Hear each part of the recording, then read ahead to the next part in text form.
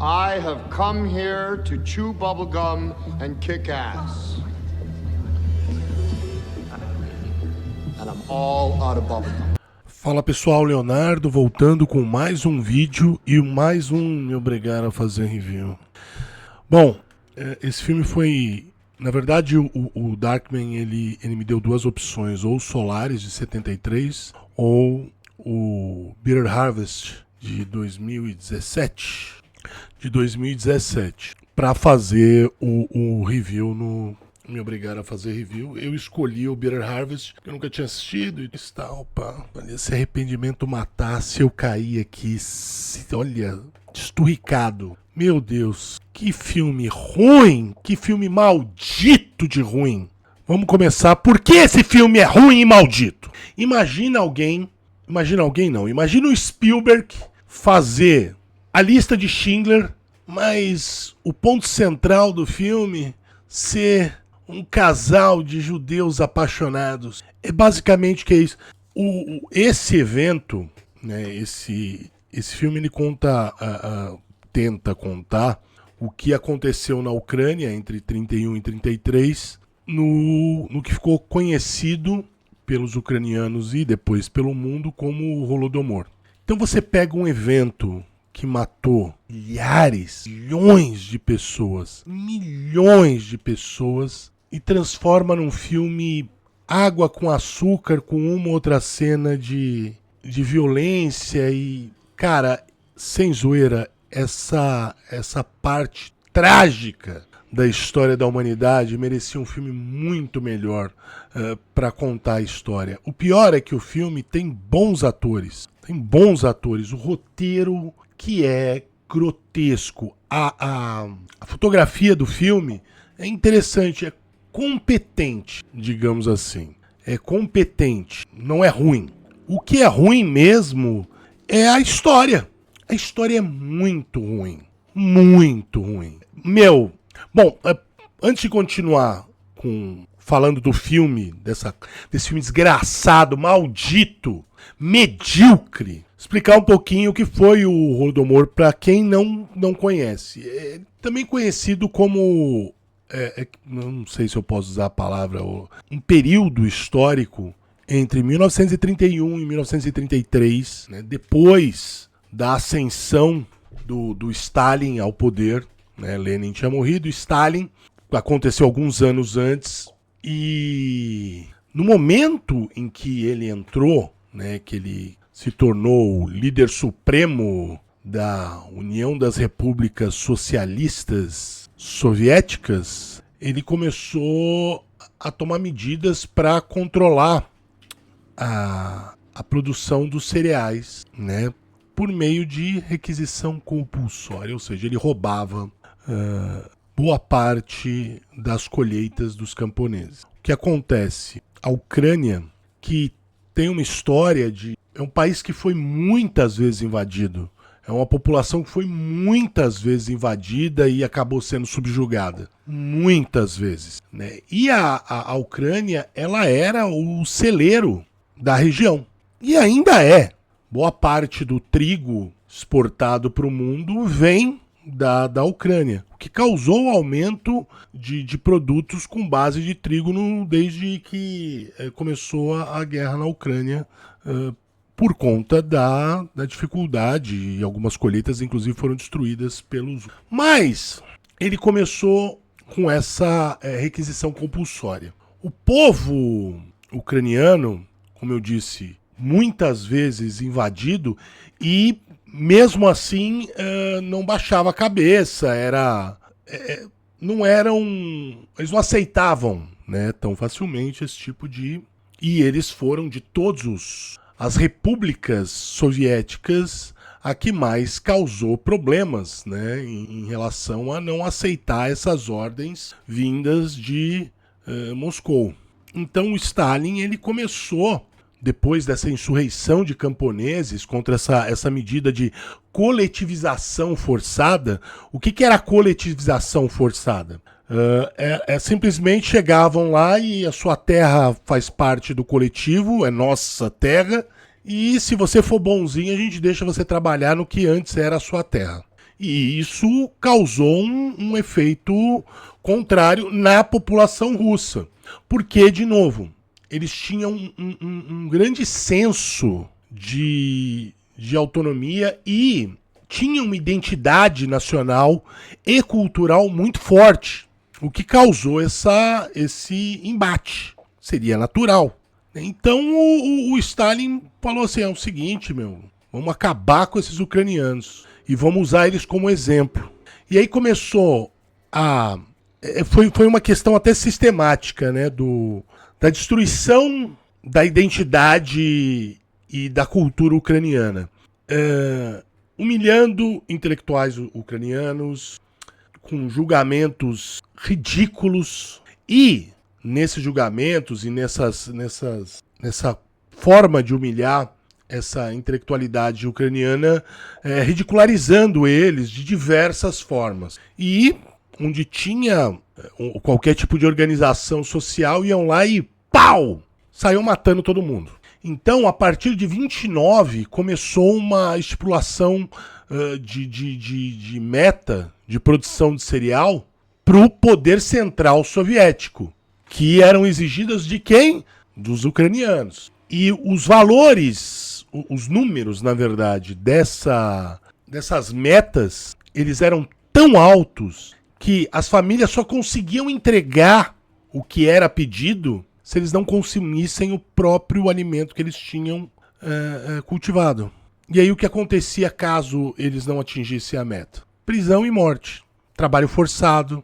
E assim, eles prendiam pessoas por estar comendo batata, espiga de milho, que deveria ir pro grande Estado soviético. Nós, o povo soviético. E isso começou a se acentuar, né? Inanição, regras cada vez mais rígidas, o Estado soviético cada vez mais apertando mais o cerco, e atingiu o ápice entre 1931 e 1933, que o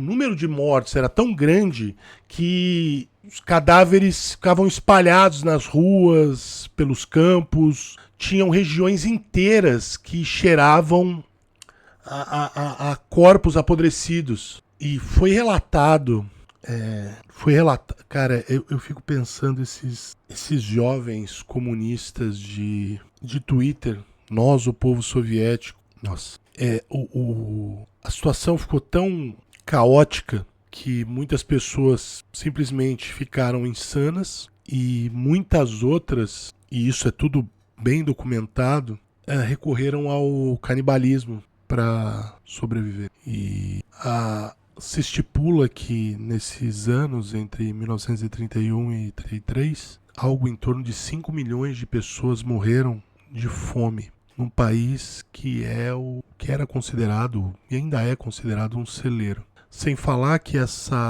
isso são as pessoas que morreram, né? Mas se você para e pensa nos efeitos prolongados dessa política e dos ucranianos que foram condenados a trabalho forçado, estima-se que esse número tenha chegado a em torno de 14 milhões de pessoas. 14 milhões de pessoas. E se você para e pensa nos efeitos a longo prazo disso, você consegue imaginar uma população, uma geração pós-Holodomor coxa, né, deficiente, pessoas com crianças que tiveram déficit de alimentação. Isso, na época de desenvolvimento, isso causa todo tipo de problema. Então você, além de ter matado algo em torno de 14 milhões de pessoas, você também tornou uma outra geração, a geração seguinte, fraca. E eu não duvido que nada disso tenha sido pensado, mas aí eu tô falando groselha porque eu tô tirando do escuro do Batman, é a sua opinião. Mas se você quer se se aprofundar um pouquinho sobre esse assunto, você pode entrar no Google Scholar e você vai achar do François Hartog, El Tiempo de las Víctimas, né, tá em espanhol, na Revista de Estudios Sociales. Tem outros, assim, não é muito difícil. Se você for no Google Scholar, você vai achar muita coisa. muita coisa. Pouca coisa escrito em português do Brasil. O que você vai achar em português é português de Portugal, a maioria das coisas, e muita coisa em espanhol você acha, e obviamente em inglês você vai achar bastante coisa também. Eu posso dizer para vocês, sem nenhuma sombra de dúvida, que explicar de forma extremamente livre e sem grande profundidade o que aconteceu no Holodomor, me emocionou muito mais. Que é diferente você ler e você falar em voz alta algumas coisas, né? Quando você lê, você, né? Agora, quando você fala essas mesmas coisas em voz alta, elas têm um peso muito maior. Então eu posso dizer sem sombra de dúvida que essa explicação simples, sem profundidade, concisa sobre o Holodomor me emocionou mais do que 1h44 de filme. Esse filme Bitter Harvest, esse filme horrível, desgraçado de ruim, causou em mim. Esse assunto merecia um roteiro e um diretor muito melhores, merecia um filme muito melhor. Muito melhor. Essa questão merecia mais. E grande parte dos críticos em relação a esse filme foi justamente isso. E eu concordo plenamente com todos os críticos que falaram que o filme é ruim, o assunto não foi abordado com a qualidade que ele merecia. Esse assunto merecia mais do que esse filme vagabundo, maldito, esse filme ruim. E assim, não recomendo assistirem esse filme. Porque tem alguns filmes que o filme não é bom, mas a gente recomenda por conta do assunto que ele aborda, né? Não recomendo nem pra isso, recomendo procurar, assim, você não precisa comprar livros, entra no Google Scholar, você vai achar textos aí se você quer ler mesmo, com 50, 100 páginas, 30, 40, enfim, você vai ter uma profundidade maior nesse assunto sem ter que gastar um centavo pra isso, se essa for a sua vontade. Mesmo que esteja em inglês, usa um tradutor aí, você vai... O duro é que quando usa alguns termos você acaba perdendo alguma coisa, mas você vai pegar a essência, né? Tem um artigo que fala na Revista Europeia de História, na verdade, Revista Europeia de História de las Ideias Políticas e das Instituições Públicas, tem um texto de quase 50 páginas sobre o Holodomor. E o genocídio causado pelos soviéticos. Faça isso, não assista esse filme desgraçado. Esse filme é muito ruim, cara. E vou falar que essa é a 21ª... é o 21º review do Me Obrigar a Fazer Review que eu faço. E esse foi o mais difícil. Não porque tiveram filmes muito piores, muito mais desgraçados, mas por conta do assunto em si. De novo, a explicação totalmente rasa que eu dei, mas nem por isso não verdadeira, me emocionou muito mais que o filme. E eu, sinceramente, esse assunto merecia um filme decente e digno. Então é isso aí. Se você quiser que eu faça um review, R$30 pelo apoio coletivo pelo Pix. Manda um e-mail para o geekvéio@gmail.com dizendo o título do filme. E é isso aí, então, e até a próxima. Se você está pensando em fazer financiamento coletivo, usa o apoio coletivo. É esse o site que eu estou usando e, não tenho absolutamente nada para reclamar deles.